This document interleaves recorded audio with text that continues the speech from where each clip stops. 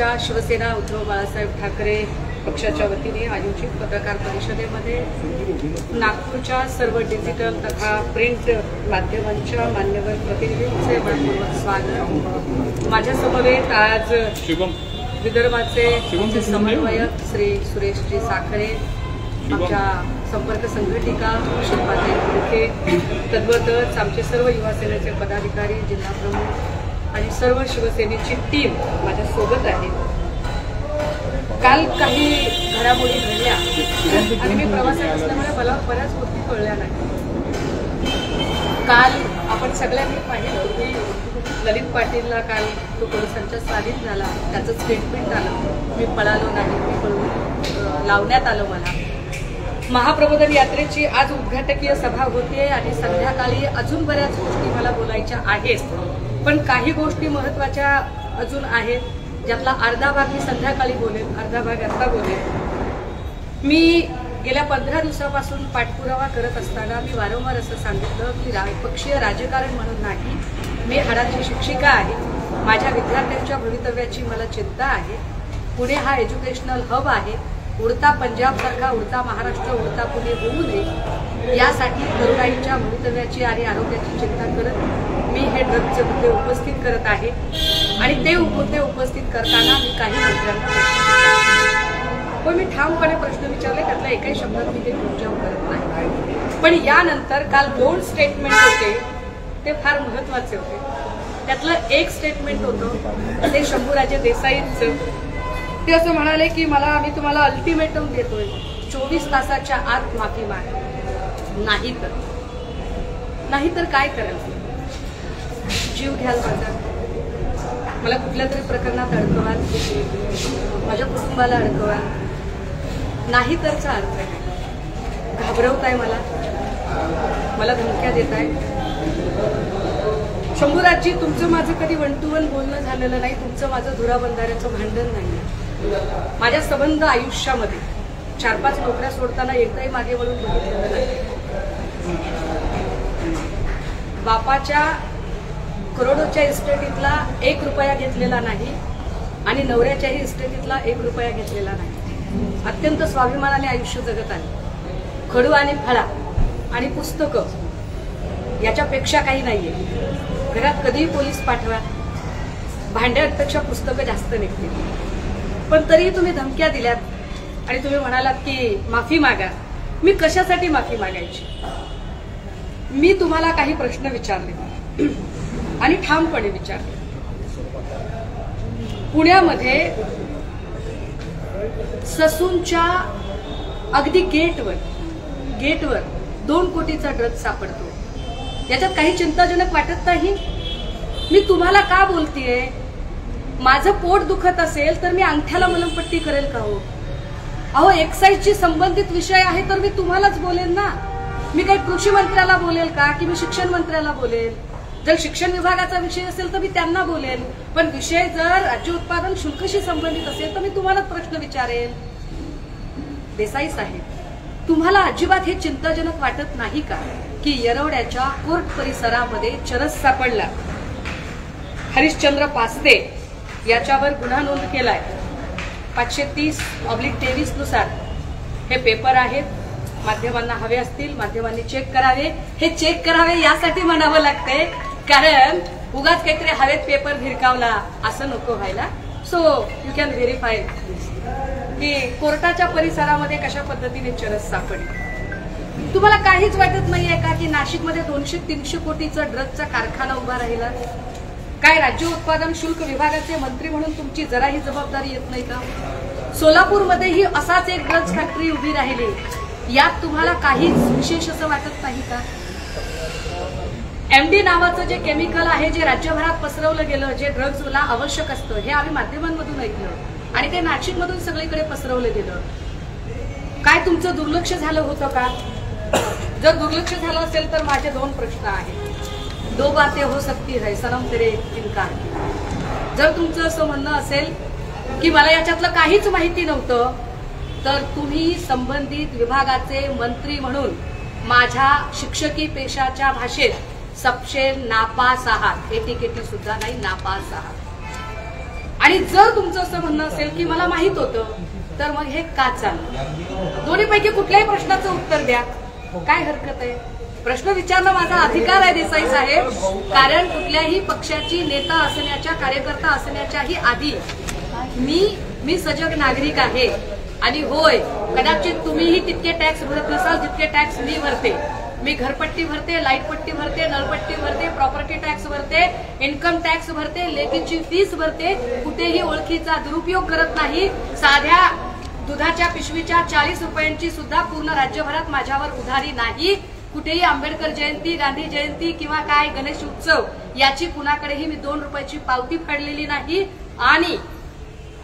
आणि कुणीही असं म्हणू शकत नाही की सुषमा अंधारेने अमुक एका माणसाला ब्लॅकमेल केलं. मी माहिती अधिकारचा कधी वापर केलेला नाहीये देसाई साहेब. उभ्या महाराष्ट्राच्या आणि उभ्या देशातल्या कुठल्याही खात्याकडे माझा 1 रुपयाचा लाभार्थी म्हणून कसलाही अर्ज नाहीये. मी लढतेय ते फक्त आणि फक्त पुन्हा पुन्हा सांगते, इथल्या तरुणाईच्या भवितव्यासाठी लढते. आणि यासाठी काहीही किंमत चुकवायला मी तयार असेल. चला मी जरा पुढे येते देसाई साहेब, की मी तुम्हालाच का बोलतेय. माझ्याकडे काही पेपर्स आहेत, जरा प्रेसने हे पेपर्स बघावे. हा, या पेपरचा क्रम जरा माझ्याकडून चुकलाय. आपण असं म्हणालात की मलाच का बोलताय तुम्ही, मलाच का बोलताय. पेपर चुकी नाही, याच्यातच शंभूराजे, मी पहिली नाहीये तुम्हाला प्रश्न विचारणारी, पण तुम्ही हे केलेलं आहे. शिंदे गटाचे मंत्री देसाई यांना भाजपच्या दरेकरांचा आहे, हे ऑन रेकॉर्ड आहे देसाई साहेब, ऑन रेकॉर्ड आहे. हे सभागृहाच्या पटलावर मी कॉप्या करून पास नाही हो झाले. मी मेरिट स्टुडंट आहे, गोल्ड मेडलिस्ट आहे. किमान माझ्या ज्ञानाचा तरी मान ठेवा. अभ्यास करून बोलते. काय आहे याच्यामध्ये? मंत्र्यांच्या आवडत्या अधिकाऱ्यांविरोधात विधान परिषदेत जोरदार हल्ला. कोण कोण बोललंय माहितीये? प्रवीण दरेकरांनी तुम्हाला प्रश्न विचारलेले आहेत. दरेकर असं म्हणतात की उत्पादन शुल्क विभागातील निरीक्षक स्वतःला काय समजतात? तापडे आणि लाड नावाचे निरीक्षक यांच्यात एवढी मस्ती येते कुठून? अधिकारी लोकप्रतिनिधींनाही जुमानत नाहीत, यांच्यावर काय कारवाई करणार? असा खरा सवाल दरेकरांनी विचारला आहे. राज्य उत्पादन शुल्क मंत्र्यांना ठराविक अधिकारी आवडीचे का आहे? ते अधिकारी कोण मी तिथपर्यंतही पोहोचणार आहे. आमच्या पक्षाचे विरोधी पक्ष नेते दानवे साहेबांनीही आपल्याला ऑन रेकॉर्ड प्रश्न विचारलाय. मंत्री शंभूराजे देसाई अधिकाऱ्यांची वकिली का करीत आहात? हे 4 अधिकारी सरकारचे जावई आहेत का? 9 वर्ष एकाच जागी काम करूनही त्यांची बदली का होत नाही? हाच न्याय बाकीच्यांना लावणार का? मंत्री त्या अधिकाऱ्यांची एवढी बाजू का मांडताय? कुठल्या अधिकाऱ्याबद्दल बोलते आणि का बोलते तेही आपल्याला सांगेल. तिसरं कोण बोललंय याच्यावरती? याच्यावर एकनाथ खडसे साहेबांनी प्रश्न विचारलाय. अधिवेशनातले प्रश्न आहेत ते सगळे. सेवा 24 वर्ष आणि गेली 20 वर्ष काही अधिकारी कार्यकारी पदावर आहेत. मंत्री महोदयांनी नागरी सेवा मंडळाच्या शिफारशी डावलून बदल्या केल्या आहेत. मुंबई बाहेरील लोकांच्या वैद्यकीय प्रमाणपत्र जोडून पुन्हा मुंबईत करण्यात आल्या आहेत. या नियमबाह्य बदल्या रद्द करून या संपूर्ण बदल्यांची आणि त्यातील आर्थिक गैरव्यवहाराची चौकशी व्हावी. काय या अधिकाऱ्यांना तुम्ही जवळ केलेलं आहे? मी याच्यातला तपशील वाचणार नाही. सरकारच्या कारभाराचा गोपनीय अहवाल फुटला. अतुल कुलकर्णींना आपण ओळखत असाल. अतुल कुलकर्णींनी आपल्यावरती खूप सारं लिहिलंय. पत्रकार आहेत, संपादक आहेत. अतुल कुलकर्णींनीही बराच वेळ याच्यामध्ये खूप भेळ खाता खाता भेळेच्या कागदावर लिहिलेला मजकूर याच्यामध्ये त्यांनी बऱ्याच पद्धतीने की तुम्ही तुमच्याकडे काही मंत्री कशा पद्धतीने तुमच्या मर्जीतले आहेत आणि यांचे हात ओले होतात का यावरती लिहिलेलं आहे. चला मी जरा अजून पुढे जाते कारण खूप मुद्दे आहेत. हा, हे भाई जगतापांचं स्टेटमेंट आहे. काँग्रेसचे नेते भाई जगताप असं विचारतात, राज्य उत्पादन शुल्क मंत्र्यांचे ठराविक अधिकारीच आवडीचे आहेत का? कशावरून विचारता हे? त्यांनी विचारलंय नागरी मंडळाच्या शिफारशी डावलून नियम मोडून केल्या बदल्या. नागरी सेवा मंडळाने 55 बदल्या सुचवल्या, त्यापैकी 10 बदल्या मंत्री कार्यालयाने बदलल्या. ते करताना जे लोक वर्षानुवर्ष कार्यकारी पदावर आहेत त्यांना पुन्हा त्याच पदावर ठेवलं गेलं. एसआर लाड हे 12 वर्ष संदीप मोरे, SP पाटील, PR तावडे हे अधिकारी पनवेल, ठाणे, मुंबई परिसरात आहेत. निरीक्षक नंदकुमार जाधव पुणे जिल्ह्यात सतत 10 वर्ष कार्यरत आहेत. ACB सह अन्य गंभीर प्रकारचे गुन्हे असणाऱ्या अधिकाऱ्यांनाही मुंबई ठाण्यात क्रीम पोस्ट देण्यात आलेले आहे. वैद्यकीय प्रमाणपत्रांची शहानिशा करण्यात आलेली नाही. 7 अधिकाऱ्यांच्या मुदतपूर्व बदल्या करण्यात आलेल्या आहेत. स्वतः जगताप काय म्हणाले, भाई काय म्हणाले बघा, या बदल्यांमध्ये मोठा आर्थिक व्यवहार झाला आहे. आमची लक्षवेधी 2 वेळा पुढे ढकलली गेली. उत्तरात मंत्र्यांनी खोटी माहिती दिली. मी का बोलले, देसाई साहेब तुम्ही ऑन रेकॉर्ड खोटी माहिती दिली असं मी नाही, असं भाई जगताप म्हणतात आणि ऑन रेकॉर्ड सभागृहाच्या पटलावर म्हणतात. ते पुढे असं सांगतात की उत्तरात मंत्र्यांनी खोटी माहिती दिली. आपण माहितीच्या अधिकारात सगळी माहिती गोळा केली आहे. याआधी या विभागात इतक्या बेधडकपणे नियमबाह्य बदल्या कधीही झाल्या नव्हत्या. देसाई साहेब जेवढ्या तुमच्या काळात झालेल्या आहेत. ठराविक अधिकाऱ्यांवर मंत्र्यांचे प्रेम योग्य नव्हे. मुदतपूर्व बदली करताना घरी कोणी ना कोणी आजारी असल्याचे पत्र घेण्यात आले. आई वडील, मुलगी, पत्नी आजारी असणाऱ्यांना मुंबई, नागपूर सारख्या क्रीम पोस्ट देण्यात आल्या आणि हे देसाई साहेबांनी केले असे ऑन रेकॉर्ड आरोप भाई जगतापांनी केले. देसाई साहेब या सगळ्या लोकांना तुम्ही म्हणाला नाहीत, अल्टिमेटम नाही दिला. सुषमा अंधारेचा आर्थिक स्तर जरा ती गरिबी रेखातली आहे म्हणून ती एका अत्यंत काय म्हणता येईल त्याला अपेक्षित समूहातनं येते म्हणून तिला हैराण कराल तुम्ही, म्हणून धमक्या द्याल आणि घाबरवाल. बरेच चला अजून पुढे मी का बोलते त्याचा आधार आहे. हे सगळं होताना तुम्ही म्हणालात की कशाच्या आधारावर बोलताय. मी काल एक वाक्य बोलले होते, प्रेसच्या समोर बोलले होते. मी असं म्हटलं होतं की औरंगाबाद डिस्टिलरीज नावाची एक कंपनी होती. या कंपनीचा महसूल देसाई साहेबांमुळे बुडवला गेला. कोट्यावधीचा महसूल होता. माझ्या हातात पत्र आहे, वेग बोलत नाहीये, पत्राची कॉपी देईन आपल्याला.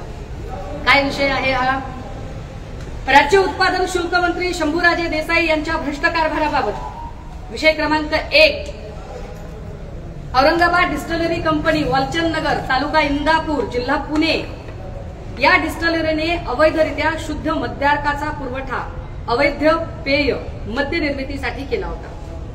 मी जरा नागपूरमधल्या पत्रकारांना सांगितले पाहिजे आणि महाराष्ट्राला सांगितले पाहिजे. पुण्यातले आधीचे अधिकारी असणारे सन्माननीय महेश झगडे साहेब यांनी ताडी विक्री पूर्णतः बंद केली होती. झगडे साहेबांच्या नंतर आलेल्या राजपूतांनी मात्र ताडी विक्री पुन्हा सुरू केली. राजपूतांचा एपिसोड सुरू केला. डिस्टिलरी कंपनी अवैधरित्या शुद्ध मद्यार्काचा पुरवठा अवैध पेय मद्य निर्मितीसाठी केला होता. ह्या अवैध मार्गाने सदर डिस्टिलरीने महाराष्ट्र शासनाचा 143 कोटी. देसाई साहेब मला माहित नाही हो 1 कोटीतही किती शून्य लागतात ते, कारण आयुष्यात कोणाची कसली उधारी नाही आहे. पण बँक ऑफ इंडियाचं एक घरासाठीचं माझं कर्ज आहे आणि त्याचे हप्ते भरताना फार प्रामाणिकपणे मला कसरत करावी लागते. 143 कोटी किती म्हणजे तुम्हाला चांगले कळत असते. महाराष्ट्र शासनाचा 143 कोटी रुपये इतका महसूल बुडवला होता. म्हणून आयुक्त राज्य उत्पादन शुल्क यांनी सदर कारखाना व त्याचे लायसन रद्द केले होते व रुपये 143 कोटी शासकीय महसुलात जमा करण्यास सांगितले होते. त्या विरुद्ध ही जी फॅक्टरी आहे औरंगाबाद डिस्टिलरी ही माननीय उच्च न्यायालयात दाद मागण्यासाठी गेली असता न्यायालयाने सुद्धा आयुक्तांच्या आदेशात हस्तक्षेप न करता विभागास नियमानुसार निर्णय घेण्यास अर्थात 143 कोटी रुपये भरलेच पाहिजे हे कोर्टाने सांगितलं होतं. साहेब आपण काय केलं त्याचं, तुम्ही म्हणाल याला आधार काय. आधार हे पत्र आहे. काय लिहिलंय या पत्रामध्ये, क्रमांक DYS 0823/RA24/ राज्य उत्पादन शुल्क 2 दिनांक 5 सप्टेंबर 2023. हा लांबचं सांगत नाहीये देसाई साहेब. बात निकलेगी तो दूर तलक जाएगी. मी एकाच महिन्यापुरतं पोचली हो. लयच अभ्यासू लेकरू आहे, लय दिव्याखाली अभ्यास केलाय. महाराष्ट्र दारूबंदी अधिनियम 1949 कलम 137 अन्वये केलेले अपील मेहरबान औरंगाबाद डिस्टिलरी लिमिटेड, वालचंद नगर, तालुका इंदापूर, जिल्हा पुणे यांनी शासनाकडे दाखल केलेल्या अपिलावर माननीय मंत्री राज्य उत्पादन शुल्क यांनी पारित केलेल्या 5/9/2023 रोजीच्या आदेशाची प्रत सोबत पाठवत आहे. कार्यासन अधिकारी महाराष्ट्र शासन. तुम्ही पत्र लिहिलं तुम्ही तुमच्या दालनात बैठक बोलावली. 143 कोटीचा महसूल बुडवलेल्या कंपनीचं ज्याचं लायसन रद्द झालं होतं, हायकोर्टाने सांगितलं होतं की त्याच्यात कुणी हस्तक्षेप करायचा नाही.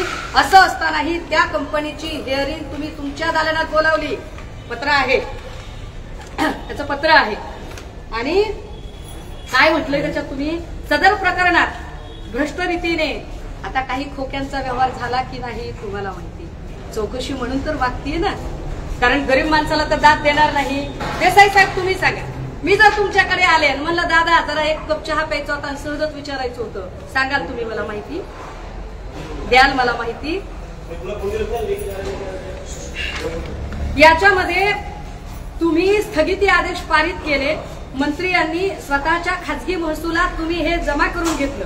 काय केले, शासकीय महसुलात जमा होणारा निधी हा स्वतःच्या खासगी महसुलात जमा करून स्थगिती आदेश पारित केले. अशा पद्धतीने मंत्री यांनी, आयुक्त यांनी विस्तृतपणे आपल्या 18 पानी आदेशात मांडलेल्या वस्तुस्थितीला व विभागातील अधिकाऱ्यांनी केलेल्या कामाला आपल्या स्थगितीने केराची टोपली दाखवली. विभागात काम करणाऱ्या अधिकाऱ्यांचे व कर्मचाऱ्यांचे यामुळे मानसिक खच्चीकरण होत नाही का, याचा विचार आपण कधी केलाय का? खाली अजून एक प्रकरण आहे, त्यावर संध्याकाळी बोलते, फार लेंदी होईल. व्हिनस वाईन शॉप लायसन क्रमांक 304 हे पुण्यातलं लायसन आहे आणि याच्यात राजपूतांचा कसा अधिकार आहे. आता राजपूतांचे व्हिडिओ, गरीब माणूस आहे, एकच मोबाईल, त्याच्यात सगळे व्हिडिओ आहेत, त्यामुळे मला ते दाखवता येत नाहीये कदाचित. ज्यांना पाहिजे असेल प्रत, डिस्टलरी कंपनी 143 कोटीचा जो आदेश होता त्याची प्रत इथे माझ्याजवळ उपलब्ध आहे. आता राहिला प्रश्न, हे जे चरणसिंग राजपूत आहे, जे या डिस्टलरी कंपनीमध्ये, चरणसिंग राजपूत कोण, हे पुण्याचे एक्साईजचे अधीक्षक आहेत. एक्साईजचे अधीक्षक चरणसिंग राजपूत.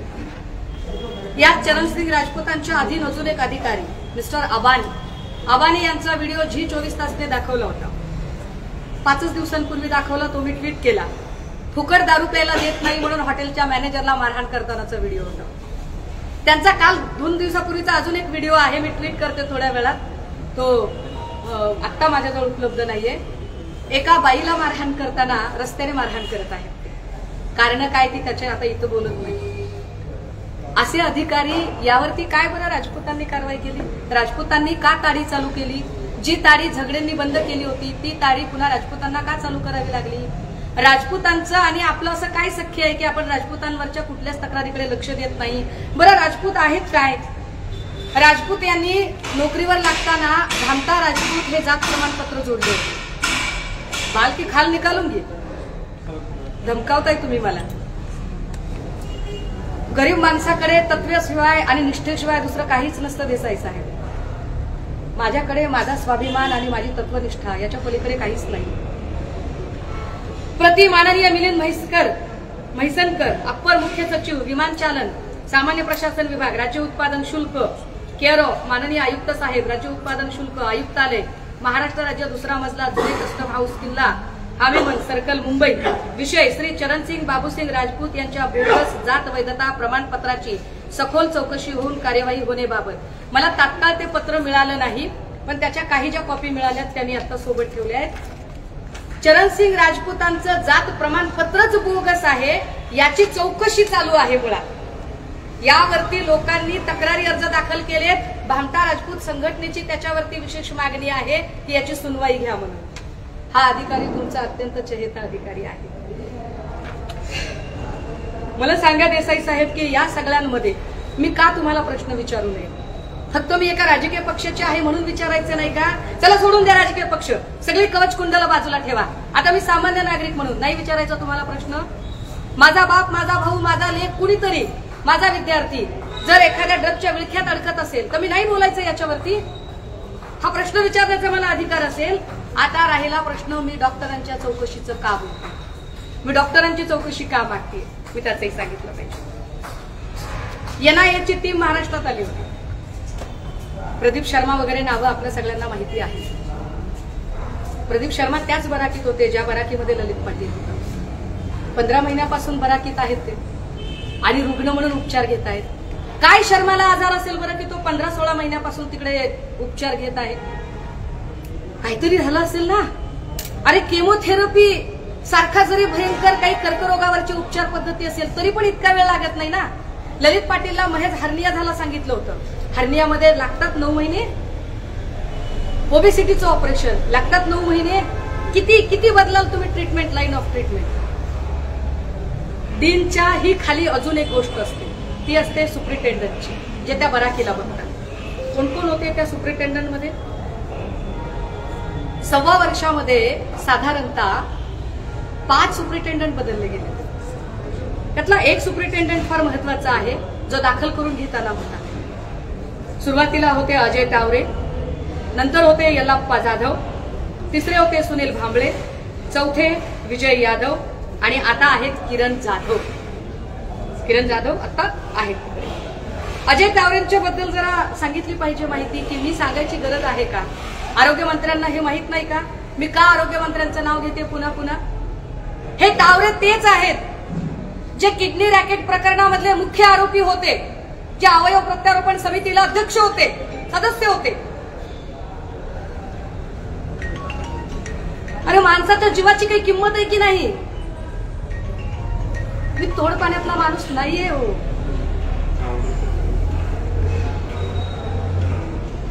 एकीकडे तुमचा पक्ष नवरात्र साजरी करतो, महिलांचा सन्मान, नवदुर्गांचा सन्मान वगैरे म्हणतो, पण एक बाई लढते म्हटल्यावर तिचा सन्मान करायचं सोडा, अरे तिला साथ द्यायचं पण सोडा, अरे तिला प्रोत्साहन पण द्यायचं सोडा. धमकावता मला तुम्ही, घाबरवता. 130 कोटीच्या देशामध्ये फक्त एक 6 वर्षाचं लेकरू आहे.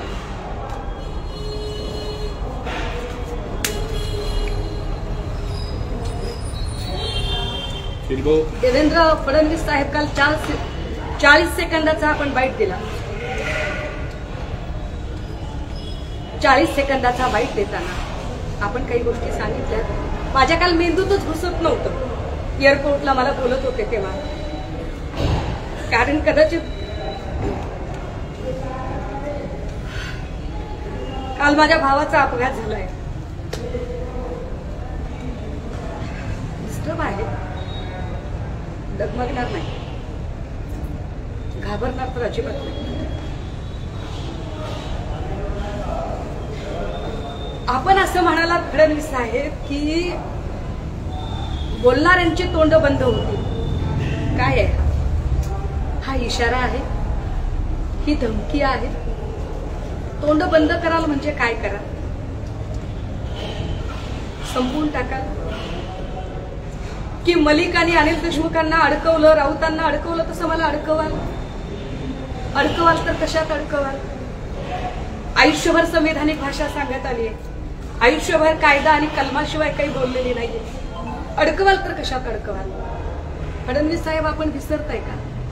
आपण एका पक्षाचे नेते नाही आहात, आपण या राज्याचे गृहमंत्री आहात. या राज्यातल्या प्रत्येक नागरिकाने विचारलेल्या प्रश्नांचं उत्तर देणं हा आपला अधिकार आहे. फडणवीस साहेब, आपल्याला असं का वाटतंय की आपली आणि माझी काही दुश्मनी आहे? मी कधीही तुमच्याबद्दल बोलताना भाऊ आणि तुमच्या पत्नीबद्दल बोलताना वहिनी असे आदरार्थी शब्द काढून बोललीये. आपला उपमर्द होईल असं आणि वेग असं काहीच बोललेली नाहीये. जर मला काही माहिती हवी आहे आणि मी आपल्याकडून ती माहिती मागतेय, मी असं म्हणते की अरे उडता महाराष्ट्र नाही झालं पाहिजे. ड्रग्ज मुक्त महाराष्ट्र तुम्ही म्हणता एकीकडे, कसा ड्रग्ज मुक्त महाराष्ट्र होईल? एका अर्थाने तुम्ही इशारा देताय ना की जो कोणी या ड्रग्जच्या विरोधात बोलेल त्याने गप्प राहा रे, शांत राहा रे. ही धमकी आहे. फडणवीस साहेब, धमकी नकात न देऊ. बजरंग दलाने मानेवर तलवारी ठेवल्या होत्या इथेच यवतमाळमध्ये, विषप्रयोग झाले, जिवंत आणि अशा पद्धतीने इशारे द्यायचे असतील तर इशारे ड्रग्ज माफियांना द्या. ललित पाटील सारखा माणूस मी पळालो नाही, मी पळवून लावला गेलो असं का म्हणतोय, याची उत्तरं तुम्ही शोधली पाहिजे. माझ्यासारख्या एका अत्यंत मध्यमवर्गीय माणसाला धमकावण्यात काय अर्थ आहे हो? आणि हो, अजून एक, ही सगळी लढाई उभी करताना हे अजिबात डोक्यात नाहीये की माझ्या पाठीशी कुणी आहे की नाही, पक्ष, संघटना, व्यक्ती, नावं किंवा काही अजून. मला कुणाच्या मॅन्युप्युलेशन मध्ये पण जायचं नाहीये, हे पण स्पष्टपणे. म्हणजे काही जणांना जर एकमेकांच्या शिकारी करण्यात इंटरेस्ट असेल तर I am not interested in that game. मला त्याही भानगडीत पडायचं नाहीये. माझ्याकडे जेवढं आहे ते मी समोर ठेवलंय.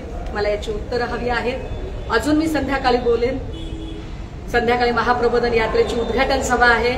काही लोक म्हणाले की फडणवीसांच्या बालेकिल्ल्यातून सभा होते का, तर अजिबात नाही.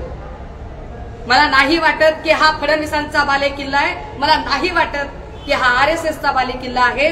मी नागपूरमध्ये माझ्या उद्घाटन महाप्रबोधनाचं उद्घाटन पर्व इथून सुरू करते, कारण ही विश्वरत्न डॉक्टर बाबासाहेब आंबेडकरांच्या दीक्षाभूमीचं ऊर्जा केंद्र आहे, म्हणून मी इथून येते. मला तुमच्या बालेकिल्ल्याची भीती वाटत नाही आणि तुमच्या कुठल्याच ताकदीची भीती वाटत नाही. जे प्रश्न आहेत ते मी विचारलेत आणि या प्रश्नांची उत्तरं महाराष्ट्राचा नागरिक म्हणून आपण द्यावीत, एवढीच अपेक्षा.